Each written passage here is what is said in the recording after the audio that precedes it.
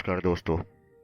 आपका साथी वरुण एक बार फिर हाजिर है एक नई कहानी के साथ।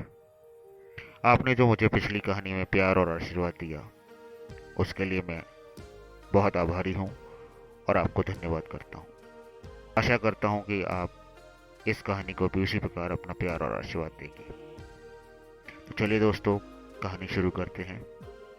आज की कहानी का शीर्षक है चरण वंदना।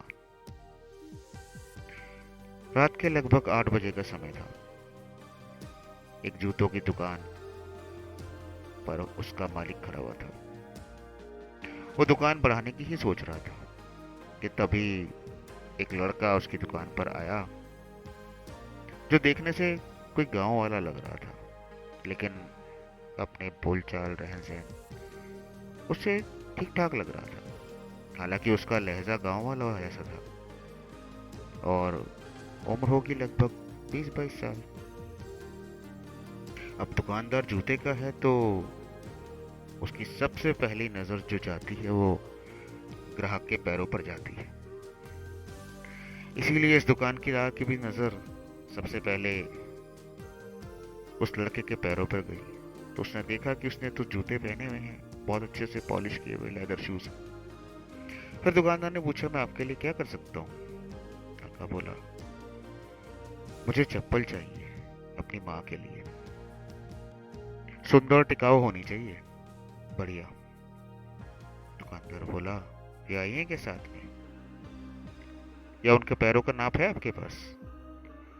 लड़के ने अपनी जेब से पर्स निकाला और उसमें फोल्ड किया हुआ एक कागज निकालकर, जिस पर उसने अपनी माँ के पैरों के निशान बनाए हुए थे, दुकानदार की तरफ बढ़ा दिया।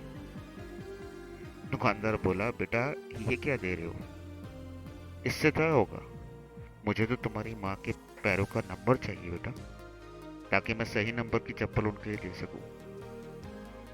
इतना सुनकर लड़के का लगता है बात ही टूट गया। बोला, नाप? क्या नाप बताऊं साहब? मेरी माँ ने तो कभी जिंदगी में चप्पल ही नहीं पहनी।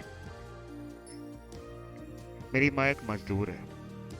कांटे, झाड़ी, मिट्टी, गंदगी, सब जगह उसने काम करके, मेहनत करके मुझे पढ़ाया लिखाया, यहाँ तक पहुंचाया। अब जाकर मेरी नौकरी लगी है और आज मुझे पहली तनख्वाह मिली है। दिवाली का टाइम है ना सर, घर जा रहा हूँ। सोचा माँ के लिए कुछ ले जाऊं। सोचा क्या लूं, तो मन ने कहा माँ के लिए एक चप्पल ही ले ले, इसीलिए आपके पास आ गया।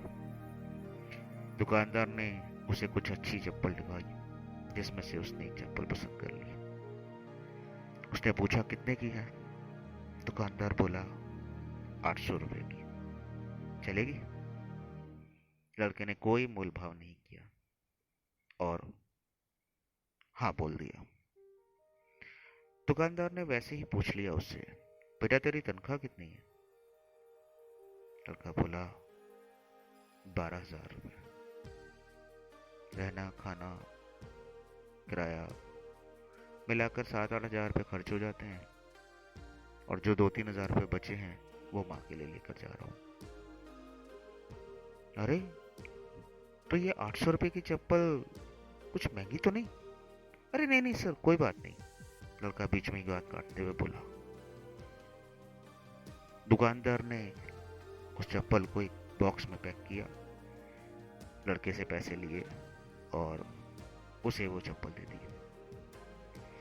लड़का चप्पल लेकर खुशी खुशी दुकान से बाहर जाने लगा। दुकानदार सोचने लगा, चप्पल जैसी चीज को भी कोई ऐसे गिफ्ट करता है क्या? फिर पता नहीं क्या सोच के दुकानदार ने उसे बोला, रुको 1 मिनट सुनो। वो अंदर गया, दुकान से एक और बॉक्स लेकर आया चप्पल का और उस लड़के के हाथ में दिया और बोला, ये चप्पल अपनी माँ को दे देना, बोलना उसके भाई ने गिफ्ट की है।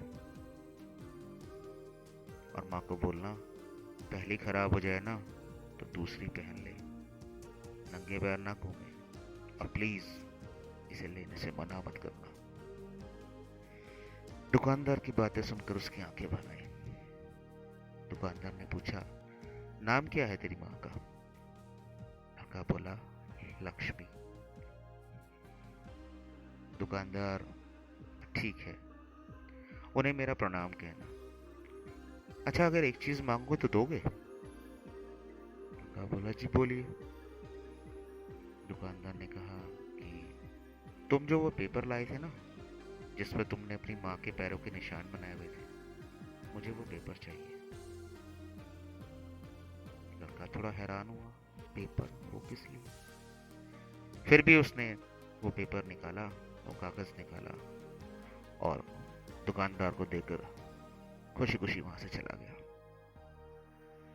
दुकानदार ने वो पेपर खोला और उस पेपर को खोलकर उसने अपने दुकान में बने हुए मंदिर में जाकर उस पेपर को रख दिया। जब वो ऐसा कर रहा था तो उसका बेटा देख रहा था। उसने पूछा, पापा ये क्या है?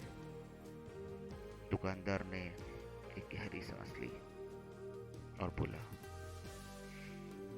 बेटा, ये माँ लक्ष्मी के पैर हैं, जिसे एक सच्चे भक्त ने बनाया है। और अगर इन पैरों को हम मंदिर में रखेंगे ना, तो इससे हमारे धंधे में बरकत आएगी। और उसके बाद दुकानदार और उसके बेटे दोनों ने उन पैरों को प्रणाम किया, उनकी वंदना की और दुकान बढ़ा दी। सच ही कहते हैं, माँ तो इस संसार में साक्षात परमात्मा है, बस हमारी देखने की नजर होनी चाहिए और मन की सोच और श्रद्धा भाव होना चाहिए। वो वैसे भी कहते हैं ना कि भगवान इस दुनिया में हर जगह नहीं रह सकते थे, इसीलिए उन्होंने माँ को बनाया, इसीलिए उन्होंने माँ को बनाया। तो दोस्तों, कैसी लगी आपको मेरी कहानी? उम्मीद करता हूँ कि आपको कहानी पसंद आई होगी। तो मेरे चैनल को लाइक, कमेंट करना और सब्सक्राइब करना ना भूलें।